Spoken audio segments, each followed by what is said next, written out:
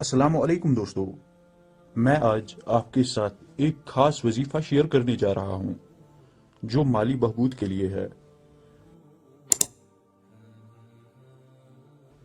پہلا حوالہ ہم لے رہے ہیں سورہ واقعہ سے، جو قرآن کی 56ویں سورت ہے، جس میں اللہ تعالیٰ فرماتے ہیں تاہم ہمیں یاد رکھنا چاہیے کہ ہمیں اپنے رب کے ساتھ صبر اور استقامت کے ساتھ رہنا چاہیے۔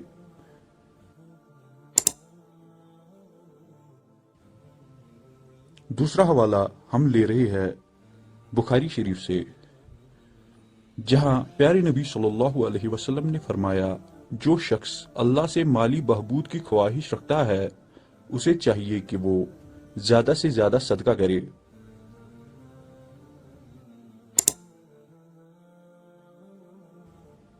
اب ہم آپ کو ایک خاص وظیفہ سکھائیں گے جو مالی بہبود کے لیے ہے۔ یہ وظیفہ صبح اور شام میں کرنا ہے، اور یہ سورہ واقعہ کی تلاوت اور صدقہ دینے کا ایک مجموعہ ہے۔